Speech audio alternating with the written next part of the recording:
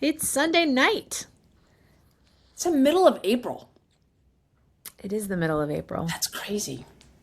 It is. I think our entire podcast, our entire hit record and see what happens is us always marveling at how fast time is going. Can you believe it's only April? This year is crawling. No, this year is flying. It's I insane. know. Speaking of flying, what are we getting ready to do in a couple days? We are headed to Sweetwater, Texas in, what do we have? Four sleeps? Four sleeps. We are headed to Sweetwater, Texas. I I don't know don't, if we three can and a actually. half sleeps. I don't. There you go. Yeah, so Thursday morning, and unfortunately there's no other way to do this. So we have to fly to Dallas. And then from Dallas, we have to get in a car and drive 3 hours west. Yes. So the drive is just a little bit shorter than the flight. But That's true. I in never order thought. to do that, though, we have to leave at the butt crack of dawn. I think our flight leaves at 6. Although this is where we first got that story about the flight, the You're Champagne flight right. attendants, because we were Yeah, getting up you're at the right. butt crack of dawn. Um, I think that was a flight to California though, which those are early too because you're just trying to Mox Nix, yeah, yeah, get yeah. where you're going. But Um, yeah, so we will be headed out to the Women Airforce Service Pilots Homecoming Weekend. so excited. Yeah, I'm excited. It's in Sweetwater, Texas, and it's amazing to me because even some of the son and daughters of WASP, Yeah. they did not know about homecoming.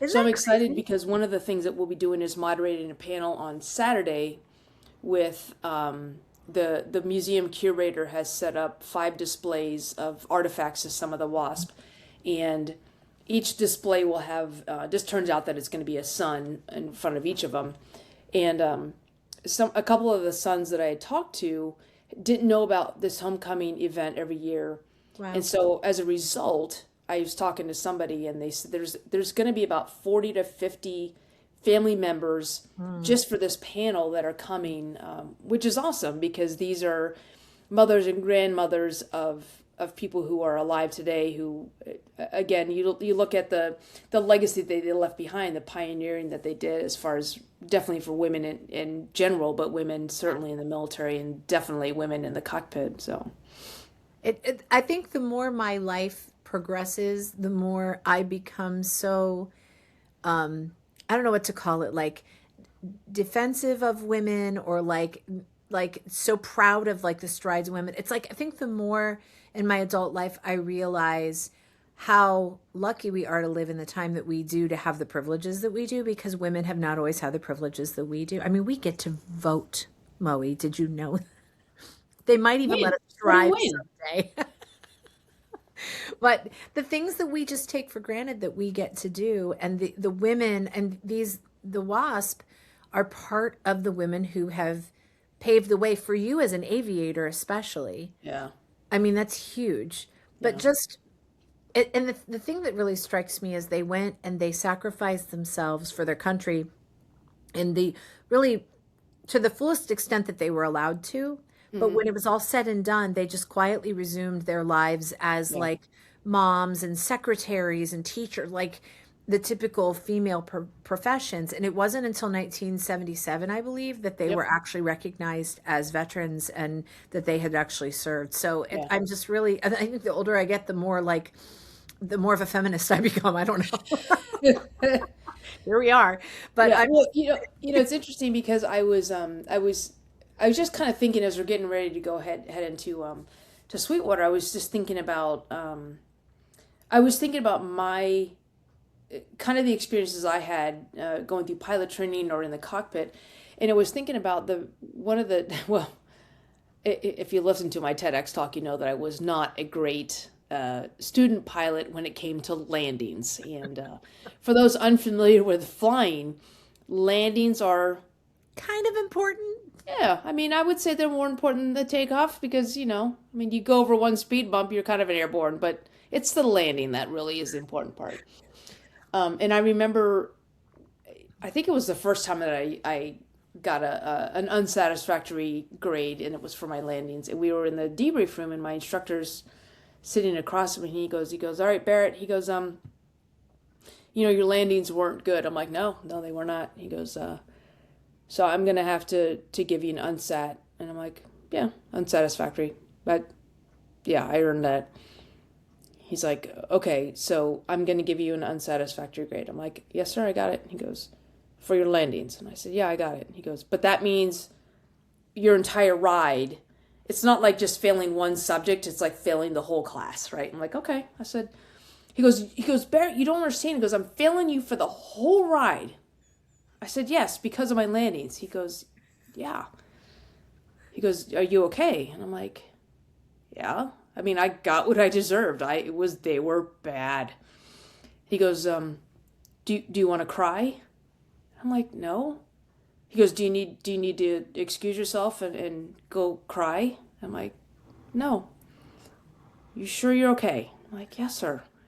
You sure you understand? I said, yes, sir. I understand that I suck at landings. Because I sucked at landings, I'm getting an unsatisfactory grade for my landings. And because of the unsatisfactory grade for my landings, I'm getting an unsatisfactory grade for my flight overall. He goes, you understand all that? I'm like, yes, sir. He goes, and you don't want to cry? I said, no, sir. He goes, what do you want to do? And I said, I want to learn how to land the plane better. But I think about that, and I found out later, I mean, it was pretty obvious, he had not flown with a female student before. And this is in 1994. Interesting. Right? So you're talking almost, 50 years? I mean, 43, 44, 45. And then they got their veteran status in 1977. But this is 1994, and this is the first female he'd flown with. And I'm happy that I failed my landings as his first female student. But he had no idea. I mean, what he had been briefed when they fly with a female student was that women are emotional, and women, if they're going to cry, if they get bad news. And I just thought that was really interesting. So I was thinking about that today as we're getting ready to go into Sweetwater. I was thinking about all my experiences as a female aviator and some of the parts where I think they might have been different, because I don't know that a lot of guys were given the opportunity to go cry after they failed a landing. It makes me think of A League of Their Own when he tells her she misses the cutoff man. Yeah. That's the famous line. Still missing the cutoff man. I would like you to work on that for the next season. And then she walks away and he goes... But yeah, I mean, I think about that all the time. I think about just... There are times when you think we've progressed and we've stepped forward, and then you have an incident like that where, and again, to his defense, and to his credit, he was giving me the opportunity to go process my failure as he had been instructed that women would process failure, like wanted to go cry, wanted to be excused to the restroom to go cry. I'm like, it's just interesting. When I look at the time frame of when that happened compared to how long ago it had been since the WASP had trained and flown and kicked ass, I was like, oh, interesting. But one thing I really appreciate about you, Moe, though, in your entire story about you knowing that you wanted to be in the military and knowing that you wanted to be a leader, is that you always knew, like, I think you always understood the stakes. Like, you knew that landing the plane was important because you wanted to be a good pilot, because you wanted to serve your country. And you knew that you had to work hard to get into the academy because it was worth the leadership skills that you knew you were going to bring to the job. And so I feel like you've always understood the stakes. And I think that's what's made you determined, because I think you had plenty of opportunities to quit. You had plenty of opportunities to let something disqualify you or walk away. And you always chose to stick in there because you knew what you had to offer was worth it. And I love that. Like, and I think about, like, in your training, like, okay, if you can't land an airplane, that's kind of a big deal because airplanes need to land. Like, if I fail a theory test, like, if I don't know my key signatures, nobody's going to die. That's why you learn to play by chords. I always think about that, though, like on an airplane when they come on, like, is there a doctor on board? Is there a pilot on board? They never say, is there a vocal coach on board? We're having a vocal emergency. I feel like, I got you. We have vocal fatigue in talking to the tower. Could somebody please ring your flight attendant call button if we could? One of our flight attendants is having trouble hitting intervals. Can you help her? Yes, I can. It always makes me think of the movie Airplane, and she's like, she says all this dramatic stuff, and everybody's just like calm. She goes, "Oh, and we're also out of coffee," and the whole place goes just berserk. I'm like, that would be you, and we're out of coffee. What? What? No, Yeah. I think about like perseverance and stuff like that, and I think the biggest trait that I have in my favor as far as when it comes to perseverance is I'm a severe procrastinator. So I know that every day at the Air Force Academy, especially, I'm gonna be like, this place sucks. I'm quitting tomorrow. So obviously, 4 years of I'm quitting tomorrow. But 4 years of I'm quitting tomorrow, a 30-year career and retiring as a colonel. see, Like, yeah. procrastination pays off. Procrastination is AKA perseverance. No, but I Two sides of the honestly, same I coin. love that, and I love that you and I both are very aware that these, you were able to do what you do. In a lot of ways, I'm able to do what I do just in my life because of these women who were brave and paved the path. Yeah. And we forget about we forget about those things. And when you're there, when you're on the same dirt that they were on, and when you're like last year, I got to ride in one of the airplanes that they flew. Like Yeah. it's amazing. And one of the things that we've brought back, and we talked about this last week, is we're bringing back the songs that they sang. We're able to sing the songs that they sang. So it's just such a great experience. And Yeah. I'm grateful. I'm grateful that you and I think we are constantly pinching ourselves that we get to do what we're doing Yeah. as work, and it's Yeah. work that feels like play. Yeah. But we love being able to help elevate this event by bringing what we're able to bring to it, and I'm really really excited. We get to do a lot of different stuff at this event too. I was telling Jenny Also- tonight, I was like, yeah, we get in place again, we fly for 4 hours, we drive for 3 hours, we get in place, and then starting probably about 4 p.m. on Friday until about 4 p.m. on Saturday is just like 24 hours of a dinner, trivia, a brunch, a memorial service, a panel. Like it's a lot of stuff, and it happens so fast. But then Saturday night you just crash, and that's a bad word choice for aviation. But the other thing I think about, the other thing I'm really grateful for with the fact that they celebrate the WASP is so two things just remind me.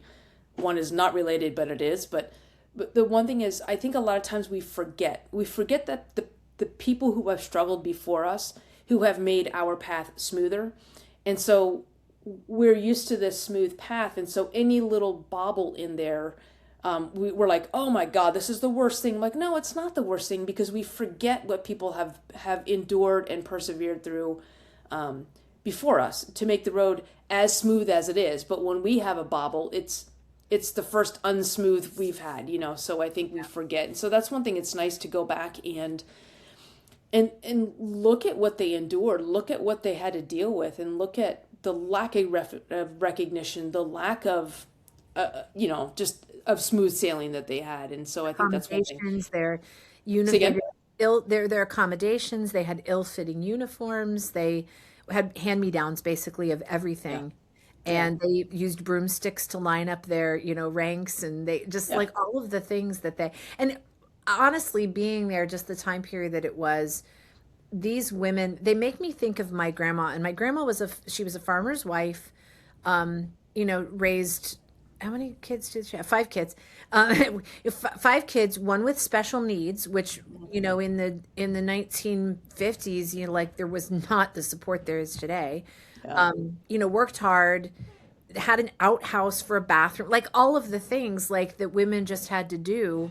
yeah, These women, they look like and are the same age that my grandma, if she were still with us, would have been. And it just makes me think of her and how much spunk and spirit she had. And you just think about that whole generation, the silent generation, and how there's just been a lot that's been done so that we can live our lives a lot easier. And yeah. Well, so speaking of the spunk and everything of that generation. So on Wednesday, in a couple days, I get to get on a Zoom call with Nell Bright, who is the only remaining WASP who's alive right now. And she's 104, sharp as a tack, just a phenomenal, like, and over the years, I've heard her stories and just, gotten to talk to her and get to know her. And her daughter will be there on this weekend.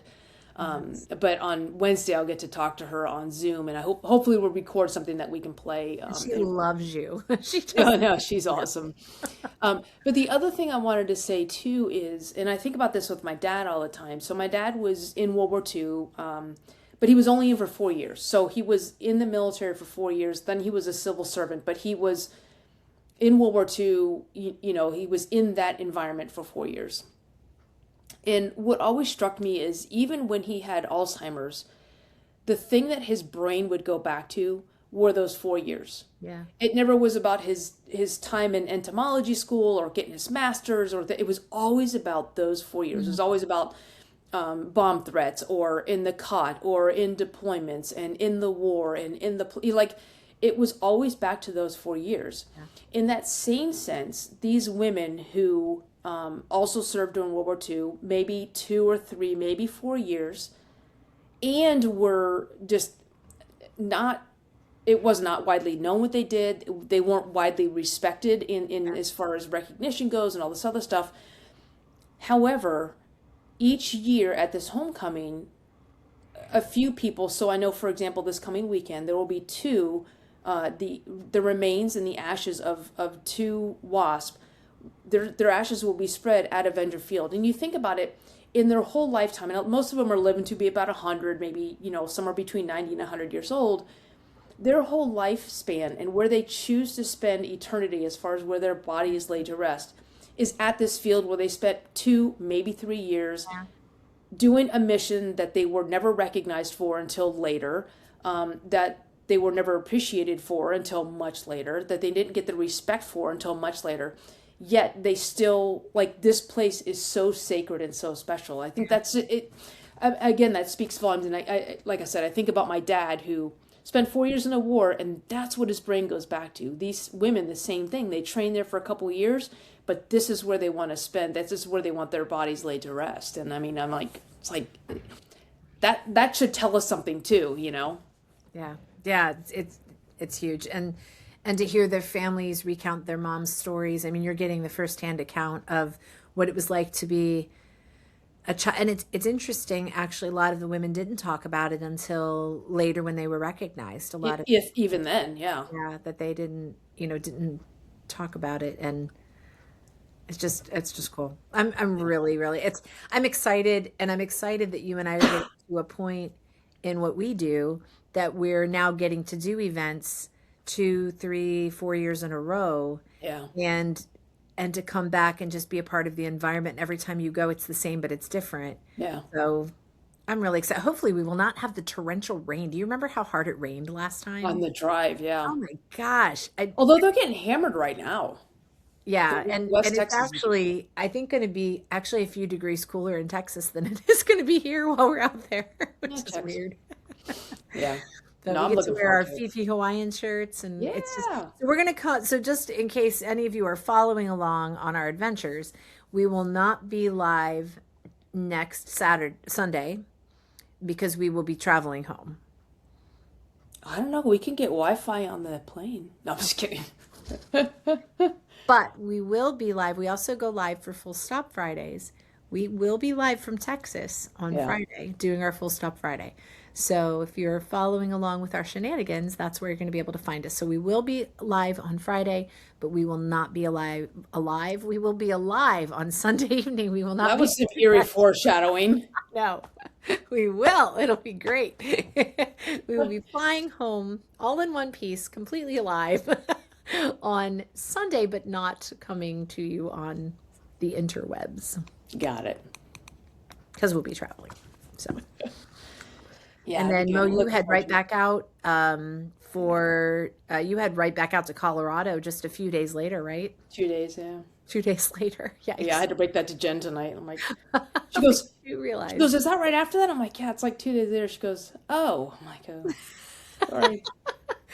Yeah, I was going over our July, August dates with my husband, like the beginning of the summer is pretty low key. We've got something at the beginning of June, but the rest of it's low key, and then it just takes off like gangbusters. It's Yeah, it's like one thing, crazy. and then the next, and then the next, and Yeah. it's gonna be good. So But yeah, no, it's good though. Yeah, I love being in, and that's one thing I like about all of our gigs is they're so different from each other. And even within one, and I'm calling, the Women Air Force Service Pilots Homecoming Weekend, or this coming weekend is, even within that, there's a dinner that's kind of like World War II meets MASH. So it's a very party environment. And then the next morning we have a little bit more of a reverent breakfast where we're having it's a brunch with all the kin of the WASP. So anybody who's related to one of the WASP. And then coming right out of that is a memorial service, and this is where the ashes will be spread. So you talk about just this energy dip and ebbs and flows. And then after that will be the panel moderation, where we're looking at artifacts, and then the five sons will be, sharing a little bit of the artifact. But it goes back. And the other thing that's really cool about this weekend is that we are going to release the demo version of the WASP sing along songbook. And one thing that it's in the songbook, and you were actually the one who brought it up, was, when we go to a museum, we can look at these artifacts, we can read the captions, we can see the insignia that they wore, but we can never, reach into that display, except for one time, and then you have to run like hell. But you can't like reach in there and put on those wings. You can't reach in there and put. discouraged. Well, they did it at the Louvre, so whatever. Ooh, Yeah. soon. But one thing I like about song though is we can all sing the same songs that they did, and I think that's one thing I love about this book that we put together is, I'm trying to think if I have it here. I do. Mine's right. I'm looking at it. You have it? Oh, bam! Okay. I'm looking. I can see mine. I just can't reach it. Yeah. So one thing I like about it is that, again, we talked about the history of not just the song that they parodied, but also like the short snort bill. I mean, there's a thing there, like I've never heard that term outside of this. Some research. Yeah. But I love that, Yeah. And like we said before, some of these songs didn't age so well. No. But I think that's one thing we say. These aren't the most HR friendly songs. However, I think by not listing the lyrics for the most part the way they sang them is kind of a disservice to because they were kind of using them to vent too, the songs and the lyrics. So anyway, but who doesn't love a good parody? I know I love a good parody. Yeah, we just know that we can't love a write bad it together. A bad parody is just a bad song. So I would imagine, Moe, that while we're driving the 3 hours from Dallas to Sweetwater, there will be punning in the car because that's what we do to kind of keep our sanity. And there's not going to be a lot of it's going to be a very, very early morning on Thursday. So I would imagine. That's the cue is when we're driving, when one of us is driving, it's usually Mo, but when one of us is driving, she'll go, all right, give me a topic. And that means it's on that we are punning just to keep ourselves awake. So, although the other event we have coming up in August is the Treble Harmony Brigade. Yes. And for Treble Harmony Brigade, basically what it is speed dating for quartets, for barbershop quartets. Yes. So how many days ago? 11 days ago, we got the 10 songs that everybody will come in August. So 1 April, we get the 10 songs. By August, when you show up at this event, you cannot rely on the music. You have to be able to hold your part for all 10 songs so that you can stand there. And I would stand there as a baritone. And if a lead, a bass, and a tenor come up to me, they go, let's sing one of these 10 songs. You go. And I love that. So I just started learning my songs. So that's another thing that maybe if we don't pun, we'll be. That's true. I finally got mine downloaded. I had to reset my password and all this rigmarole. Yeah, Barry tenor duets, which is always that fun. belongs in a car with the windows up. Because no one wants to hear that. No rain this time, but there is a cool little town. Do you remember what it's called? Mingus? Mingus is a little town. Yeah. It was kind of halfway-ish, and Yeah. there's a cool little restaurant and a store, and we stopped there last time and What was across the street we like got a the blue plate special. It was so good. yeah, what was across the street though? It was like a big chimney, like a smokestack. Yeah, it's another restaurant. I think we should try that one this time, maybe. Okay. I'm doing my research because when you and I travel, I tend to be a little bit on the logistics side. And sometimes that means I'm timing our meals, which means sometimes we have to eat before we really think about or are hungry because if we don't, we will be, You were very good at that. I'm well, like, trying to just think yeah, I'm think just like, I'm not hungry now. You're like, yes, but we will not have an opportunity for the next 7 to 8 hours. I'm like, oh, I'm hungry now. Yeah. yeah, so my job is to I kind of manage outfits and stuff. I just put on our list today that there's certain pairs of shoelaces I have to bring that I have for us. And again, Mo and I are very intentional about what we wear together. We try to coordinate but not match. Sometimes we match, but it's fun. Um, but just to really, we just want to bring our best to this event. So getting all of that together takes a lot of coordination on this end, but it's kind of, and it's so funny. I was over at Mo's the other day and she showed me that she just got these vacuum packing bags. I literally just ordered like the same ones on Amazon, like about the same time. Yeah. So we But the are other thing, simpatico. the other thing I think is important too is the way that we are very intentional. We want to plan our clothes and stuff like that. But I think the other thing that that does is it takes one less worry off of the plate. So typically what happens is Katie comes over to my house and looks at all my clothes. We choose my outfits. We lay them on on the bed. She takes a picture of them, and then you take that picture and you go back to your closet and you figure out what we're gonna wear, so that we know what we're traveling in. We Yep. know what we're gonna travel in on Thursday night for dinner. We know what we're gonna wear on Friday for tech check. We Yeah. know what we're wearing Friday. So like just having that checklist for me, it's just kind of like I don't have to worry about do I want to put that together. It's already done. And like even for I think TEDx last year, we had pictures of all of our We uniforms, so we did. knew what we were wearing what day. And it was like, that's easy. That's great. That's garanimals. That's what I'm talking about. That's garanimals. Well, and it was funny because for TED last year, somehow in my mind, I had too many outfits in my head. Like there were two breaks and but I had four anyway, four instead of three. But anyway, even the dress like allowed us to eliminate one that we didn't like as much. So anyway, it's just I Yeah. like having that stuff too going into pack because then again it's brain cells we don't have to spend on that. Yeah. And I tend to pack less because I'm not like, I'm not sure which outfit I'm gonna wear. It's Yeah. Yeah. maybe No, it's two good. choices. That's it. I think there's a certain level of preparedness that alleviates some stress.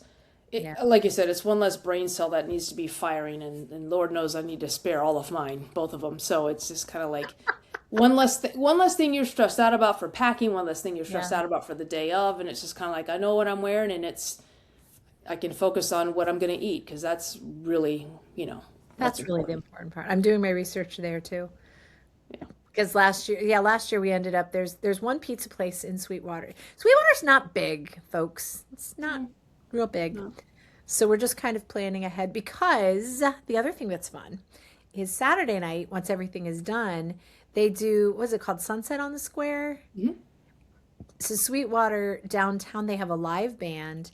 They have all of these basically bars and restaurants and shops open, and Mhm. people just come and hang out. And all of the staff from the WASP Museum are there.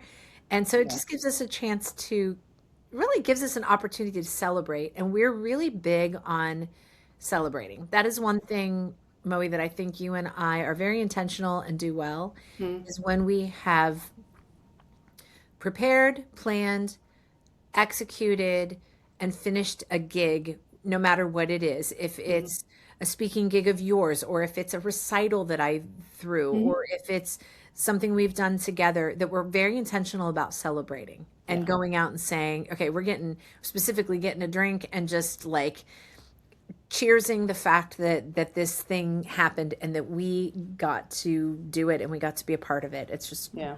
really cool. Well, So and that I gives us a chance and to I and I think that's an important life skill too, because I think yes, technically we are working, technically we are professionally emceeing or hosting something,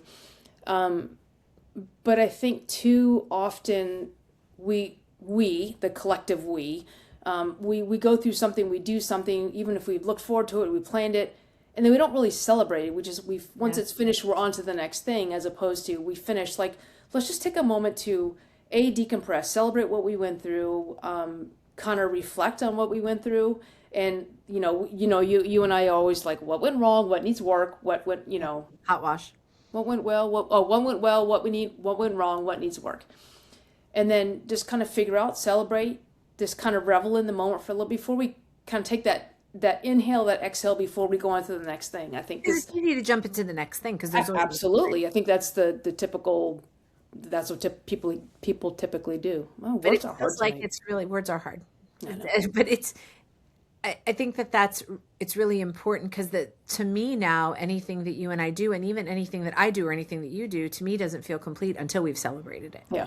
Until we've had that conversation, like, hey, that was really cool how this went, and I should have done this differently, like those kind of Yeah. things, and that, those glasses clinking together, and it's just part of the process. So I'd be curious to know, listeners, what do you do to celebrate when you've completed something that you've been planning for, prepping yourself, prepping with other people? Do you take that time to do the after action report? Listen to me using all these military terms. My God. And hot washing and And celebrate. debriefing. AAR. Yeah. No, but I think that is a good question. Is how do you celebrate the completion of something? And celebrate is probably not the right word, but how do you annotate or mark the end of something? Because celebrate makes it sound like it was a good thing, and sometimes bad things you still need to hot wash and figure out. Okay, what was the lesson in that thing? What can I take away? And what We've can I had do some better events next that haven't gone the way we wanted them to, too. So it's Yeah, true. just a handful, but enough for us to learn some valuable lessons Yeah, yeah. and pack them up and go on. But we still cheers. So, Cheers. yeah. Awesome. Well, yeah. So the next time we check in, we'll be, of course, doing some lives and stuff like that. But Yep. next time we check in, we'll be from Sweetwater, hopefully at Avenger Field. Hopefully it's not too windy. We'll bring some mics and just kind of protect them so they don't get blown over. But We yeah, were talking about that with the tech guy. He's like, Yeah. "So the problem is when we do Yeah. the memorial service, the wind likes to knock out the mics." And we're like, okay, we got to figure this out. So we're already doing some trouble. I'm mean, packing my rifle case with my keyboard in it. So, that's key. Yeah. all right, Awesome. friends. Well, happy Sunday. We hope that you have a great week. We'll be broadcasting all of the action from Sweetwater, Texas. We're excited. Yeah. Fun. All right. Talk soon. See you Friday. All right. Okay, bye. Bye.